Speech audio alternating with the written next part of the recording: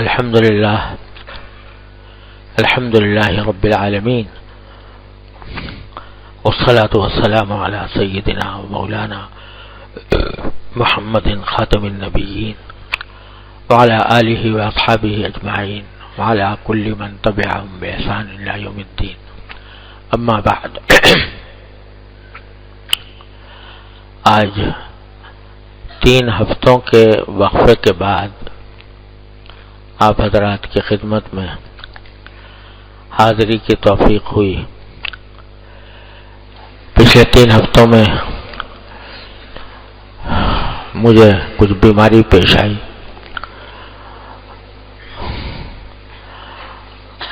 اور آپ حضرات کی دعاؤں سے اور اللہ تعالیٰ کے فضل و کرم سے اب رفتہ رفتہ رو بصحت ہوں.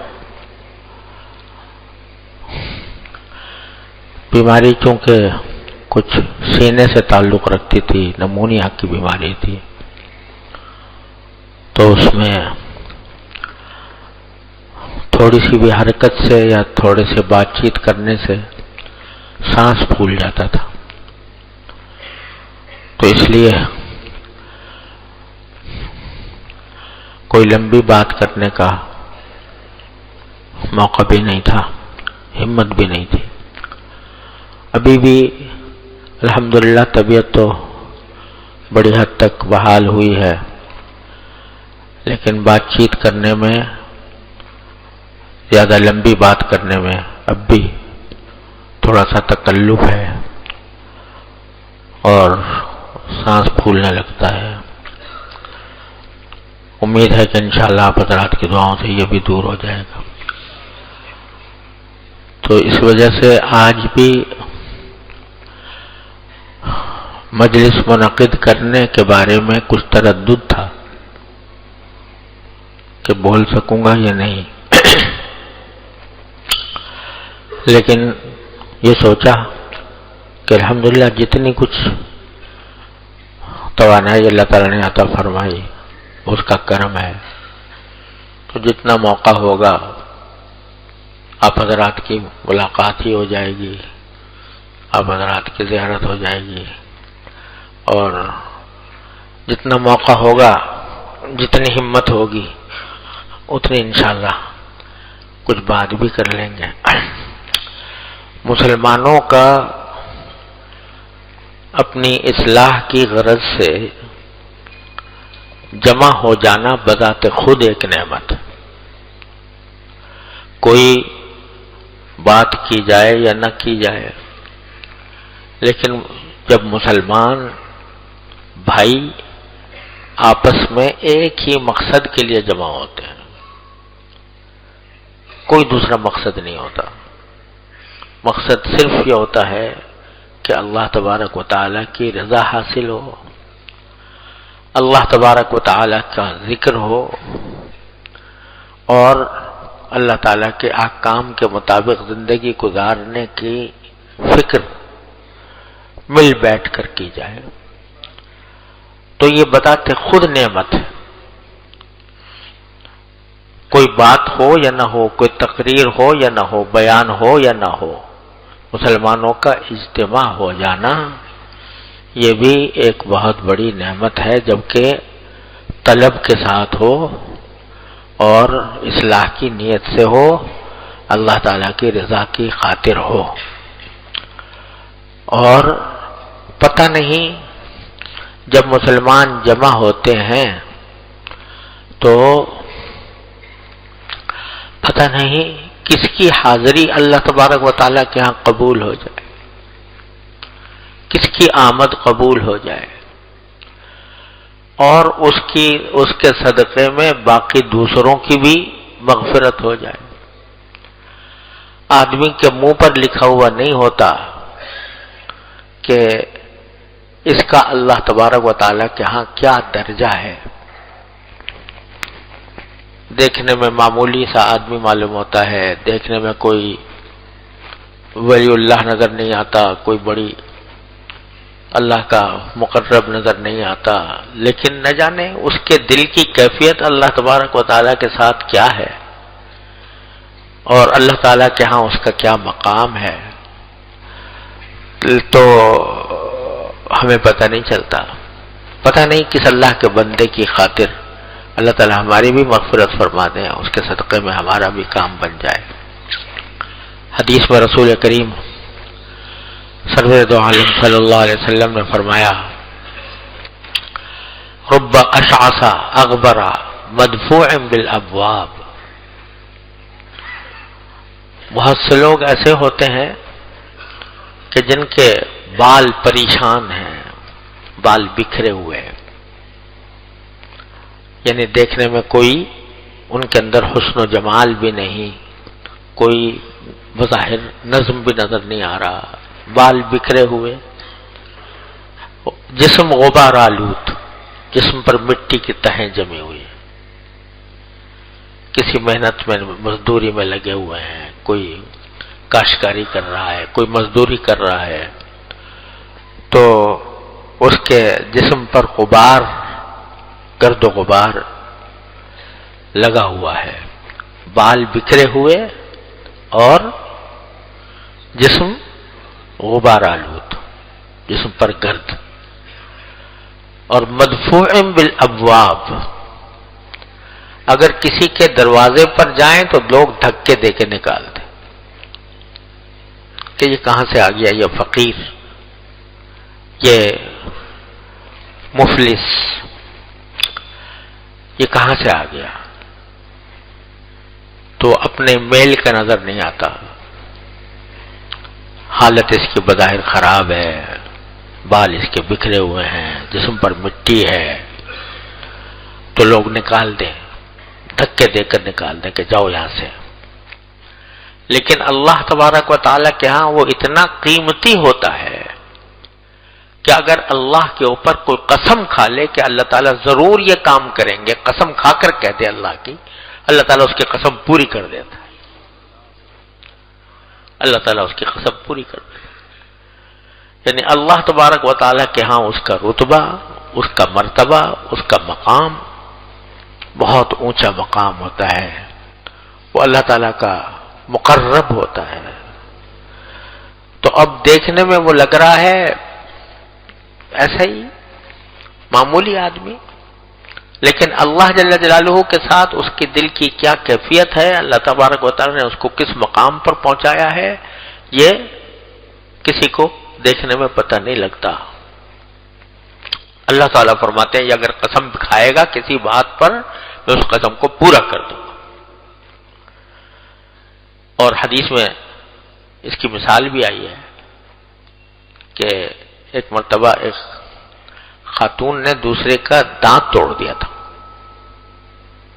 اور قرآن کریم کا حکم یہ ہے کہ السن بالسن، اگر کوئی کسی کا دانت توڑے تو اللہ تعالیٰ کا حکم یہ ہے کہ اس کے بدلے میں اس کا دانت توڑا جائے، اس کا دانت توڑا جائے.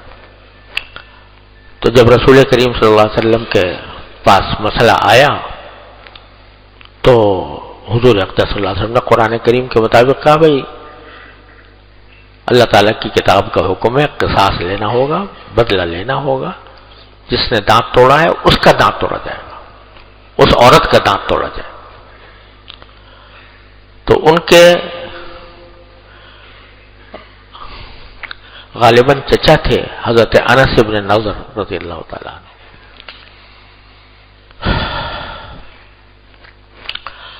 جب ان کے سامنے بات آئی حضور اقدس صلی اللہ علیہ وسلم نے فرمایا کہ توڑا جائے گا، تو انہوں نے قسم کھا لی، یا رسول اللہ میں اللہ کی قسم کھا کر کہتا ہوں کہ اس کا دانت نہیں توڑا جائے گا. یہ قسم کھا کے بات کہہ دی.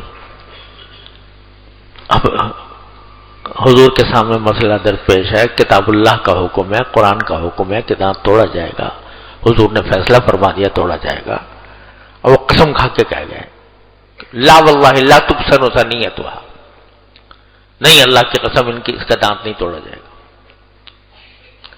جب وہ قسم کھائی تو جس کا دانت توڑا گیا تھا اس نے کہا کہ جب اس نے قسم کھا لی ہے تو میں معاف کرتی ہوں اس کو. اس نے معاف کر دیا. اور شریعت کا حکم یہ ہے جس کا جو حقدار ہے وہ اگر معاف کر دے تو بس معاملہ ختم ہو جاتا ہے. تو اس موقع پر بھی اللہ رسول کریم صلی اللہ علیہ وسلم نے فرمایا کہ ان من عباد اللہ لو اقسم علی اللہ لابر. اللہ کے بعض بندے ایسے ہوتے ہیں جو اللہ کے اوپر قسم کھا لیتے ہیں کہ اللہ یہ کام نہیں کرے گا یا کرے گا, اللہ تعالیٰ اس کو سچا کر دیتا ہے. تو لوگوں کے ظاہری حال پر نہ جاؤ, کس کے دل میں کیا بیٹھا ہوا ہے, کس کے دل کا کیا تعلق ہے اللہ تبارک و تعالیٰ سے, یہ تمہیں نہیں معلوم, یہ صرف اللہ ہی جانتا ہے. تو اس واسطے جب مسلمانوں کا اجتماع ہوتا ہے کسی بھی قسم کا جو کہ اخلاص کے ساتھ, طلب صادق کے ساتھ, اللہ کے رضا کی خاطر جب مسلمان جمع ہوتے ہیں تو پتہ نہیں کس اللہ کے بندے کے صدقے میں ہمارا بھی اللہ تعالیٰ بیڑا پار کرتے.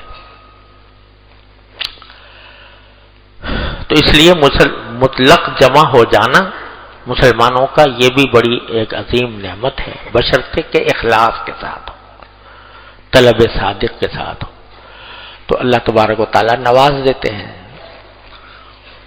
اور اسی وجہ سے فرمایا گیا کہ کسی کو بھی حقیر نہ سمجھو, کسی کو بھی حقیر نہ سمجھو, کسی کو حقارت کی نگاہ سے نہ دیکھو, جس کو دیکھو محبت کی نگاہ سے دیکھو, حقارت کی نگاہ سے نہیں. میں گناہوں کی پچھلے مرتبہ آخری مجلس میں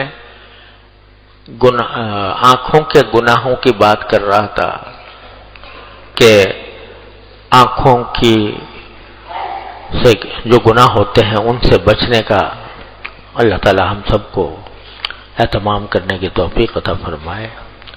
اور میں نے یاد کیا تھا کہ اللہ تبارک و تعالی کی دی ہوئی نعمتوں کو اللہ تبارک و تعالی کے رضا کے مطابق استعمال کرنا طاعت ہے, اور اللہ تعالی کی نعمتوں کو اس کی نافرمانی میں استعمال کرنا, گناہ کے کام میں استعمال کرنا, یہ گناہ ہے, یہ معصیت ہے, نافرمانی ہے.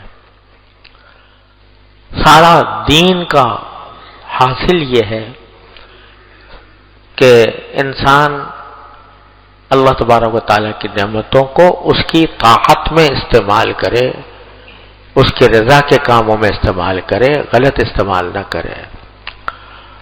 تو میں نے عرض کیا تھا کہ آنکھوں کے گناہ میں آج کل ہم لوگ بہت مبتلا رہتے ہیں, اللہ بچائے.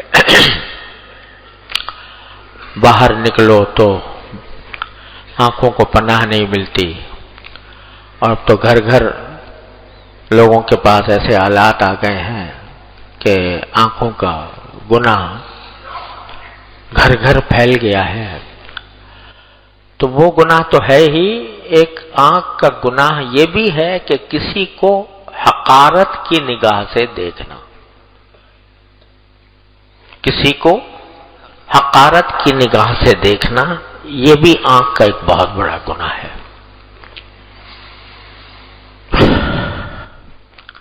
حقارت کی نگاہ سے کب دیکھتا ہے انسان؟ جب اپنے آپ کو بڑا سمجھتا ہے, اپنے آپ کو سمجھتا ہے کہ میں دولت مند ہوں, میں قوی ہوں, مضبوط ہوں, میں نیک ہوں, میں نماز پڑھتا ہوں, دوسرا نماز نہیں پڑھتا, تو اس کو حقارت کی نگاہ سے دیکھتا ہے. یہ حقارت کی نگاہ سے دیکھنا, چاہے وہ کسی کی غربت کی وجہ سے ہو, کسی کے افلاس کی وجہ سے ہو, کسی کے معمولی ہونے کی وجہ سے ہو, یا اس کے گناہگار ہونے کی وجہ سے ہو, حقارت کی نگاہ سے دیکھنے کی کوئی اجازت نہیں. یہ آنکھ کا غلط استعمال ہے. حقارت اور تحقیر گناہ کی ہے, گناہ کو حقیر سمجھنا چاہیے اور گناہ کی تحقیر بھی کرنی چاہیے، لیکن جو شخص گناہ میں مبتلا ہے اس کو حقارت سے نہ دیکھو، اس کو رحم کی نگاہ سے دیکھو، ترس کھانے کی نگاہ سے دیکھو۔ جیسے ایک شخص بیمار ہو، بیمار پڑا ہے بیچارہ، ہل نہیں سکتا، چل نہیں سکتا، ہسپتال میں پڑا ہوا ہے، آلات لگے ہوئے ہیں، بیمار ہے، تو کیا بتاؤ کہ تم اس کو حقارت سے دیکھو گے کہ کتنا حقیر ہے، کتنا بیمار ہو گیا؟ بلکہ کیا کرو گے؟ ترس کھاؤ گے، رحم کھاؤ گے کہ یہ بیچارہ بیماری میں مبتلا ہے، دل میں ترس کے جذبات پیدا ہوں گے۔ تو حضرت اگر کسی شخص کو آپ گناہ میں مبتلا دیکھتے ہو، ایک شخص بے نمازی ہے الیاذ باللہ، تو یہ نہ اس کو حقارت کی نگاہ سے نہ دیکھو، اس کو ترس کھانے کی نگاہ سے دیکھو کہ بیچارہ اتنے بڑے فریضے سے غافل ہے۔ اللہ تبارک و تعالیٰ سے دعا کرو، جیسے ایک بیمار کی دعا کی جاتی ہے، بیمار کے لیے دعا کی جاتی ہے، بیمار کا کچھ علاج، اگر علاج بس میں ہو تو علاج کر لو، کچھ سمجھانا چاہو اس کو محبت سے سمجھا دو اور اس کو بات پہنچا دو، تبلیغ کر دو، دعوت دے دو، اور دعا بھی جیسے بیمار کو دیکھ کر دعا کی جاتی ہے کہ یا اللہ اس کو تندرست کر دے، یا اللہ اس کو صحت دے دے، اسی طریقے سے اس شخص کے حق میں بھی دعا کرو کہ یا اللہ اس کو اپنے رحمت سے اس گناہ سے نکال لے، نافرمانی کی زندگی سے نکال لے، اس کو ہدایت عطا فرما دے۔ یہ دعا کر، حقارت کی نگاہ سے دیکھنے کی تمہارے اندر کوئی، تمہیں کیا پتا کہ اللہ تبارک و تعالیٰ کے ساتھ اس کا کیا تعلق ہے، دیکھنے میں پتہ نہیں چلتا، لیکن کیا پتا کسی وقت اس کی زندگی میں ایسا انقلاب آ جائے کہ تم کو میلوں پیچھے چھوڑ جائے۔ اس واسطے حقارت سے کسی کو نہ دیکھو، کسی کو نہیں۔ حقارت سے دیکھنا یہ کیا ہے؟ یہ گناہ ہے، یہ آنکھ کا گناہ ہے۔ ہاں، اپنے آپ کو دیکھو، اپنے اندر جو عیب ہیں ان کو دیکھو، اپنے عیوب پر نگاہ کرو اور ان کی اصلاح کی فکر کرو۔ اللہ تبارک و تعالیٰ کی بارگاہ میں جانا ہے، میں ان عیوب کے ساتھ جاؤں گا، ان گناہوں کے ساتھ جاؤں گا، تو اپنے عیوب کو دیکھو۔ جب اپنے عیوب پر نظر پڑے گی تو دوسروں کے عیوب چھپ جائیں گے، پھر جو اپنے عیوب سے بے خبر رہے اور تو اوروں کے دیکھتے عیب و ہنر، پڑی اپنی برائی پر جو نظر تو نگاہ میں کوئی برا نہ رہا۔ اسی وقت تک دوسروں کے عیوب نظر آتے ہیں جب تک کہ آدمی اپنے عیوب سے غافل ہوتا ہے۔ کیسے دیکھو؟ چلو ٹھیک ہے، کہو بھئی میں نماز پڑھتا ہوں، یہ نماز نہیں پڑھتا، ٹھیک ہے، تو اس پر آپ خوش ہو، مگن ہو، اپنے آپ کو اس سے بڑا سمجھ رہے ہو، لیکن ذرا یہ تو دیکھو نماز کیسی پڑھ رہے ہو، جیسی پڑھنی چاہیے ویسی پڑھ رہے ہو، جیسا خشوع ہونا چاہیے ویسا خشوع ہے؟ تو اگر اپنے عیوب پر نگاہ جائے گی تو پھر دوسرے کے عیوب سے نگاہ ہٹ جائے گی اور اس کی تحقیر سے انسان پرہیز کرے گا۔ تو اپنی فکر کرو، اپنے حالات کو دیکھو۔ علیکم انفسکم، قرآن کریم کہتا ہے یا ایھا الذین آمنوا علیکم انفسکم، اے ایمان والو اپنی خبر لو، اپنے عیوب کو دیکھو۔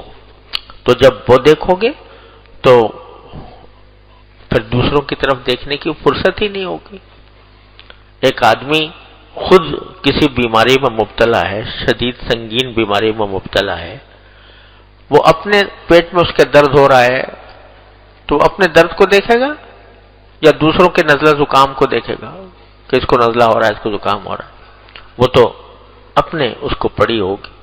تو اپنے آپ کو دیکھو، اپنی فکر کرو، اپنے عیوب پر نگاہ کرو. میں کس طرح زندگی گزار رہا ہوں، میں اللہ تعالیٰ کے حقوق صحیح ادا کر رہا ہوں یا نہیں، بندوں کے حقوق صحیح ادا کر رہا ہوں یا نہیں، میں کس حالت میں ہوں.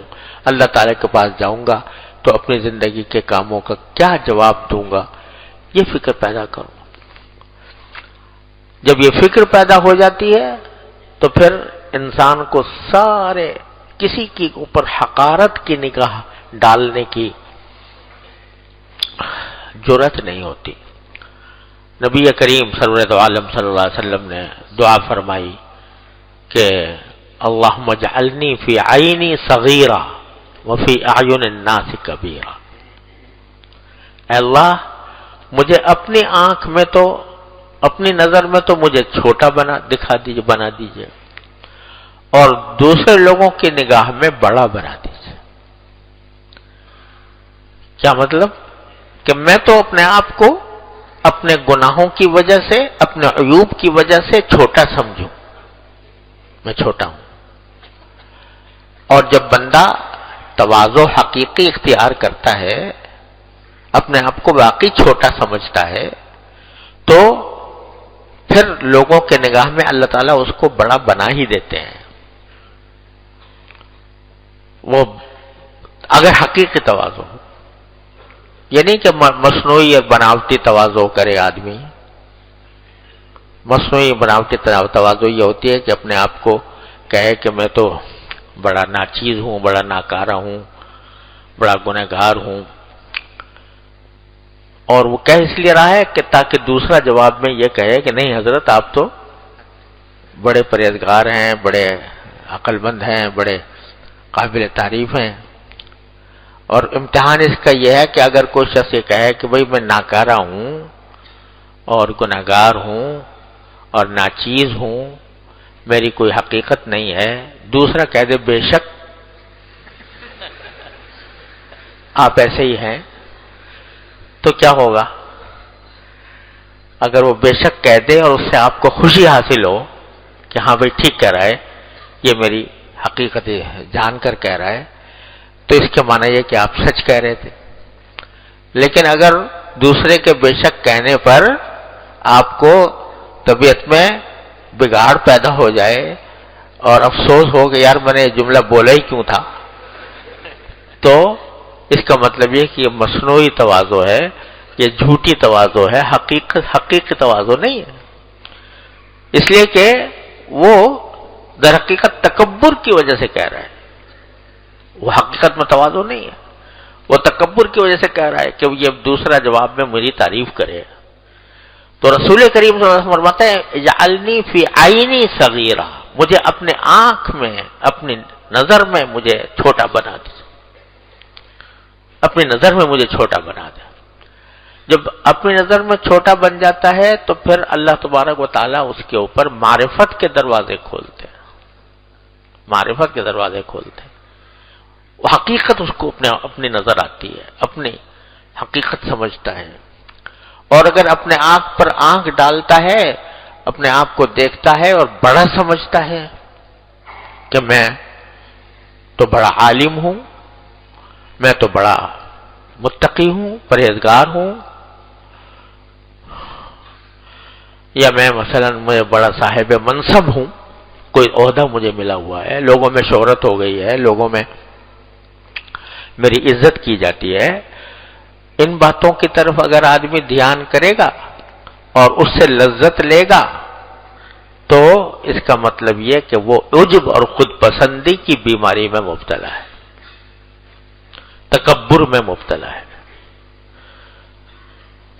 تکبر میں مبتلا ہے. اور تکبر ایسی بیماری اللہ بچائے کہ جو ام الامراض ہے، بیماریوں کی جڑ ہے، بیماریوں کی ماں ہے. تکبر اگر پیدا ہو جائے تو وہ تکبر کرتا ہے، اپنے آپ کو بڑا سمجھتا ہے، لوگوں کے اوپر اپنی بڑائی جتاتا ہے، اور اس کے نتیجے میں کیا ہوتا ہے کہ وہ تو اپنے آپ کو بڑا سمجھ رہا ہے، لوگ اس کو چھوٹا سمجھتے، لوگ اس کو چھوٹا سمجھتے. کسی نے بڑی اچھی مثال دی ہے کہ متکبر کی مثال ایسی ہے، جو تکبر کرنے والا ہے اس کی مثال ایسی ہے جیسے کوئی شخص پہاڑ کی چوٹی پر کھڑا ہو اور نیچے آبادی ہو، لوگ ہوں، تو اوپر پہاڑ کی چوٹی سے جب لوگوں کو دیکھے گا تو اتنے اتنے نظر آ رہے ہوں گے، چھوٹے چھوٹے چھوٹے چھوٹے کیڑے مکوڑوں کی طرح، اتنی اونچی جگہ پہ کھڑا ہوا ہے۔ تو وہ تو لوگوں کو چھوٹا سمجھ رہا ہے، اور لوگ جب اس کو دیکھتے ہیں تو وہ اس کو چھوٹا سمجھتے ہیں کہ اتنا بڑا اس پہاڑ کے اوپر کھڑا ہے، تو نیچے سے جب دیکھیں گے تو وہ چھوٹا سا نظر آئے گا۔ تو متکبر کی مثال ایسی ہے جیسے کوئی پہاڑ کی چوٹی پر کھڑا ہو، لوگ اسے، وہ لوگوں کو چھوٹا سمجھتا ہے اور لوگ اسے چھوٹا سمجھتے ہیں۔ اور جو بندہ اپنے آپ کو چھوٹا سمجھتا ہو، اپنے عیوب پر اس کی نگاہ ہو، اپنی برائیوں پر نگاہ ہو، اس کی اصلاح کی فکر ہو، اس کی فکر میں پڑا ہوا ہو کہ یا اللہ میرے یہ عیب دور ہو جائیں،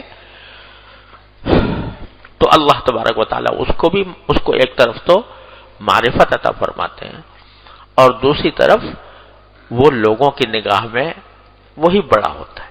من تواضع للہ رفعہ اللہ، جو اللہ کے لیے تواضع اختیار کرتا ہے اللہ تعالیٰ اس کو بلند رتبہ عطا فرماتے ہیں۔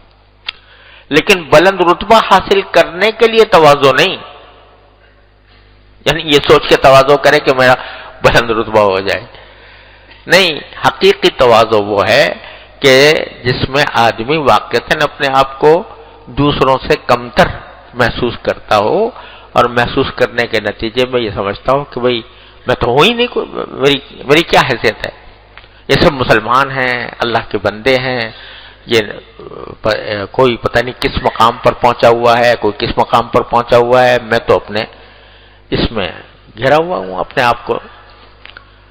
تو تواضع، حضرت حکیم الامت مولانا تھانوی رحمۃ اللہ علیہ فرماتے ہیں کہ تواضع وہ ہے کہ جس میں آدمی کو اپنے تواضع کا بھی احساس نہ ہو کہ میں تواضع کر رہا ہوں۔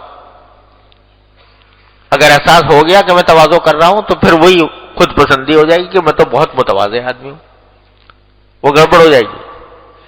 تو کہتے ہیں حضرت ایسے ہے جیسے کوئی آدمی سو رہا ہو، تو پکی اور سچی نیند وہ ہے جس میں آدمی کو یہ بھی پتہ نہ ہو کہ میں سو رہا ہوں۔ جب سو رہا ہوتا ہے تو یہ پتہ ہوتا ہے کہ میں سو رہا ہوں، لیکن سو رہا ہوتا ہے۔ تو اسی طرح تواضع وہ ہے کہ جس میں آدمی کو یہ بھی پتہ نہ ہو کہ میں تواضع کر رہا ہوں۔ تو اللہ تبارک و تعالیٰ پھر اس کو رفعت عطا فرماتے ہیں، اس کو بلندی عطا فرماتے ہیں۔ جب یہ چیز پیدا ہو جاتی ہے اللہ تعالیٰ ہم سب میں اپنے فضل و کرم سے پیدا فرما دے، یہ تواضع ہم سب میں اللہ تعالیٰ پیدا فرما دے۔ اللہ اکبر۔ حضرت حکیم الامت مولانا تھانوی رحمۃ اللہ علیہ کی بات مجھے ہمارے ایک بزرگ نے سنائی، اور ان کو حضرت مفتی محمد حسن صاحب رحمۃ اللہ علیہ نے سنائی تھی کہ حضرت مولانا خیر محمد صاحب رحمۃ اللہ علیہ، جو حضرت حکیم الامت کے بڑے خلفاء میں سے تھے، خیر المدارس ملتان کے بانی، تو وہ ایک مرتبہ حضرت مفتی محمد حسن صاحب رحمۃ اللہ علیہ کے پاس گئے، وہ بھی حضرت کے خلیفہ تھے۔ ان سے جا کر کہا کہ جب میں حضرت کی مجلس میں بیٹھتا ہوں تو بالکل ایسا محسوس ہوتا ہے مجھے کہ جیسے کسی انسانوں کی مجلس میں بیل بیٹھا ہوا ہو، اپنے آپ کو بالکل ایسا لگتا ہے مجھے کہ میں بیل ہوں، باقی سب انسان ہیں۔ تو پتہ نہیں کیا حالت ہے، مجھے اچھی ہے بری ہے، حضرت مفتی محمد صاحب رحمۃ اللہ علیہ سے ذکر کی۔ تو حضرت مفتی صاحب نے فرمایا کہ بھائی یہ حالت تو میری بھی ہے، میں بھی جب بیٹھتا ہوں تو سب اپنے سے مجھے افضل نظر آتے ہیں، اور اپنے آپ کو میں سمجھتا ہوں کہ جیسے کوئی جانور بیٹھا ہوا ہے انسانوں کی مجلس میں۔ تو حضرت نے فرمایا کہ چلو بھائی اپنے شیخ کے پاس جاتے ہیں، ان سے یہ حال ذکر کرتے ہیں، حضرت حکیم الامت قدس اللہ تعالیٰ سے روز۔ تو وہاں پہنچے تو حضرت سے جا کر عرض کیا کہ حضرت ہمیں یہ صورتحال معلوم ہوتی ہے بڑی کہ سب تو انسان ہیں، ہم جا کے جانور بیٹھے ہوئے ہیں، پتہ نہیں اس مجلس کے لائق ہیں کہ نہیں ہیں، یہاں پر بیٹھنا چاہیے ہمیں کہ نہیں بیٹھنا چاہیے۔ تو حضرت نے جواب میں فرمایا میں آپ سے، اور مجھے جہاں تک یاد ہے الفاظ وہ یہ تھے کہ دیکھو میں روزے سے ہوں، مسجد میں بیٹھا ہوں، میں تم سے یہ کہتا ہوں کہ میرا بھی مجلس میں یہی حال ہوتا ہے۔ شیخ اپنے مریدین کی مجلس میں کہتے ہیں میرا بھی یہی حال ہوتا ہے کہ میں اپنے آپ کو سب سے کمتر سمجھتا ہوں، ہر ایک کو اپنے سے افضل، ہر ایک مجھے اپنے سے افضل نظر آتا ہے۔ تو اب بتاؤ، ایک حکیم الامت، مجدد ملت، شیخ المشائخ اپنے مریدوں کی مجلس میں یہ کہہ رہا ہے، اور کہ روزے سے ہوں، مسجد میں بیٹھا ہوں، اور کہتا ہوں۔ تو اللہ تبارک و تعالی جب یہ تواضع عطا فرما دیتے ہیں تو پھر دروازے کھلتے ہیں۔ جب آدمی کو احساس ہو گیا کہ میں بیمار ہوں تو پھر بیماری کی دوا بھی کرتا ہے، اس کا علاج بھی کرتا ہے، اس کی فکر میں بھی پڑا رہتا ہے۔ تو یہ تواضع، اس لیے فرمایا اللہم اجعلنی فی عینی صغیرا، مجھے اپنے آنکھ میں مجھے صغیر بنا دیجئے، چھوٹا بنا دیجئے۔ وفی اعین الناس کبیرا، اور ہاں چونکہ یہ کیوں کہا کہ دوسروں کی نگاہ میں بڑا بنا دیجئے، اس لیے فرمایا کہ جب دوسروں کے ساتھ معاملات پیش آتے ہیں تو پھر یہ ضروری ہے کہ دوسرا بھی کچھ، کہیں اگر یہ سمجھے کہ یہ تو بالکل ہی جانور ہے تو وہ اس کے اوپر ظلم و ستم توڑنے لگے، اس کی حق تلفیاں کرنے لگے، اس کو گالی گلوچ کرنے لگے، اس کو مارنے لگے۔ تو دوسروں کے نگاہ میں بڑا ہونے کی وجہ یہ ہے کہ تاکہ ان کے شر سے محفوظ رہے۔ البتہ میں اپنی نگاہ میں چھوٹا ہوں، تو کسی پر بھی حقارت کی نظر ڈالنا، چاہے وہ کسی بھی وجہ سے ہو، غربت کی وجہ سے ہو، افلاس کی وجہ سے ہو، مرتبے کی کمی کی وجہ سے ہو، یا کسی کے دین سے دور ہونے کی وجہ سے ہو، حقارت کی نگاہ نہیں۔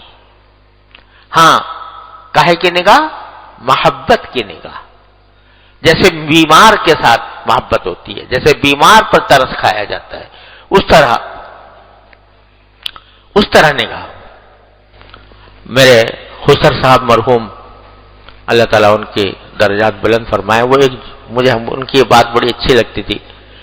اگر کسی صاحب کا کوئی ذکر آیا تو کہ وہ مثلا کسی دین سے دور ہیں، کچھ ہیں، تو بہت ہی ترس کے انداز میں فرمایا کرتے تھے کہ وہ بیچارے نماز میں تو نہیں آتے، بیچارے کا لفظ استعمال کرتے تھے کہ بیچارے نماز میں تو نہیں آتے، لیکن وہ فلاں بات ہوتی ہے، لیکن تو بیچارے کا لفظ استعمال کرتے تھے کہ بیچارے، یعنی ترس کھانے کا لفظ۔ تو کبھی بھی کسی کے اوپر حقارت کی نگاہ نہ ڈالو، تحقیر کی نگاہ سے کسی کو نہ دیکھو، یہ بھی آنکھ کا ایک گناہ ہے کسی کے اوپر۔ اور اپنے اوپر کبھی بڑائی کی نگاہ نہ ڈالو کہ میں بڑا ہوں، میں بڑا ہوں۔ تو اس واسطے ہمارے حضرت والد صاحب قدس اللہ تعالیٰ سرہ، اللہ تعالیٰ ان کے درجات بلند فرمائے، دارالعلوم دیوبند کی اساتذہ کی بات کیا کرتے تھے کہ ہم نے اپنے اساتذہ کرام کو اس طرح دیکھا کہ ہر ایک اپنے آپ کو دوسرے سے چھوٹا سمجھتا تھا، ہر ایک استاد دوسرے سے چھوٹا سمجھتا تھا، چاہے بڑا شیخ الحدیث ہی کیوں نہ ہو، لیکن اپنے آپ کو چھوٹا سمجھتے تھے دوسرے استاد کے مقابلے میں۔ ہر ایک چھوٹا سمجھتا تھا، تو فرمایا کرتے تھے کہ ہر ایک اپنے آپ کو چھوٹا سمجھتا تھا، نتیجتاً سب بڑے تھے۔ اور آج ہر ایک آدمی اپنے آپ کو بڑا سمجھتا ہے، نتیجتاً سب چھوٹے ہیں۔ تو اللہ تبارک و تعالیٰ یہ تواضع عطا فرمائے۔ تو آنکھ کی گناہوں میں ایک بہت بڑا گناہ کیا ہے؟ اپنے آپ کو بڑا سمجھنا اور دوسرے کو، کسی کو کمتر سمجھ کر اس کے اوپر حقارت کی نگاہ ڈالنا، اس سے بچو. جس کو بھی دیکھو محبت کی نگاہ سے دیکھو. کافر ہے تو کافر کے کفر پر بھی ترس کھاؤ کہ یہ بیچارہ جہنم میں چلا جائے گا، اس کو کسی طریقے سے میں راہ راست پر لے آؤں. کوئی بددین ہے، اس کی بددینی کے اوپر ترس کھاؤ. رسول کریم صلی اللہ علیہ وسلم فرماتے ہیں کہ میری مثال ایسی ہے جیسے کسی شخص نے آگ جلائی تو آگ جلنے کی وجہ سے پروانے اس آگ کے اندر آ کر گر رہے ہوتے ہیں. میں کولیاں بھر بھر کر ان کو آگ سے نکال رہا ہوں، ان کو کولیاں بھر بھر کر آگ سے نکال رہا ہوں. تو رحمت للعالمین صلی اللہ علیہ وسلم، نبی کریم صلی اللہ علیہ وسلم کو اللہ تعالیٰ نے رحمت بنا کر بھیجا سارے عالمین کے لیے. تو آپ کی کافروں پر بھی یہی وجہ ہے کہ کافروں کے اوپر بھی آپ نے ان کے حق میں دعا فرمائی، اللہم اغفر لقومی فانہم لا یعلمون. اللہ معاف کر دے ان کو، یہ بیچارے نادان ہیں، ان کی سمجھ میں بات نہیں آ رہی. تو خلاصہ یہ کہ بھائی ہم لوگ اپنے نگاہوں کی حفاظت کے لیے سب سے پہلے اپنی فکر کریں، اپنے اوپر نگاہ ڈالیں، اپنے عیوب کی طرف اور ان کی اصلاح کی فکر میں لگیں. دوسروں کو اپنے سے اچھا افضل سمجھیں. پتہ نہیں دیکھنے میں کیسا بھی نظر آ رہا ہو، لیکن پتہ نہیں اللہ تبارک و تعالیٰ کے ہاں اس کا کیا درجہ ہے، یا فی الحال یا فی المعال. یعنی بات ہو سکتا ہے اس وقت اس کی حالت کچھ اور ہو، اور کچھ دن کے بعد اللہ تعالیٰ اس کے حالات پلٹ دے اور وہ اللہ تعالیٰ کا مقرب ترین بندہ بن جائے. لہذا کسی پر نگاہ حقارت کی نہ ڈالیں، نگاہ کے اس گناہ سے اپنے آپ کو بچائیں. اللہ تبارک و تعالیٰ اپنے فضل و کرم سے مجھے بھی آپ کو بھی اس گناہ سے بچنے کی توفیق عطا فرمائے، اور مجھے اپنے عیوب کے اوپر نگاہ ڈالنے کی اور اپنے عیوب کو سمجھنے کی توفیق عطا فرمائے، اس کی اصلاح کی توفیق عطا فرمائے. یہ بات پیدا ہو گئی تو انشاءاللہ دروازہ کھل گیا، اللہ تعالیٰ کے پاس پہنچنے کا دروازہ کھل گیا. اللہ تعالیٰ ہم سب کی توفیق عطا فرمائے. اللہم صلی علی سیدنا مولانا محمد وعلی آل سیدنا مولانا محمد کما صلیت علی ابراہیم وعلی آل ابراہیم انک حمید مجید. ربنا ظلمنا انفسنا وان لم تغفر لنا وترحمنا لنكونن من الخاسرین. ربنا آتنا في الدنيا حسنة وفي الآخرة حسنة وقنا عذاب النار. ربنا اغفر لنا ذنوبنا وإسرافنا في أمرنا وثبت أقدامنا وانصرنا على القوم الكافرين. یا ارحم الراحمین، اپنے فضل و کرم اپنی رحمت سے ہمارے تمام گناہوں کو معاف فرما. یا اللہ ہمارے تمام چھوٹے بڑے اگلے پچھلے خفیہ علانیہ ہر طرح کے گناہوں کو معاف فرما. یا اللہ اپنے فضل و کرم سے ہمیں دین کی صحیح سمجھ عطا فرما دے، اس پر عمل کی توفیق عطا فرما، اس پر استقامت عطا فرما. یا اللہ ہمیں اپنے رضا کامل کی زندگی عطا فرما. یا اللہ اپنے رضا کامل کی زندگی عطا فرما. یا اللہ ہر طرح کے شر سے، معصیتوں سے، گناہوں سے ہمارے گھر والوں، متعلقین، احباب سب کی حفاظت فرما.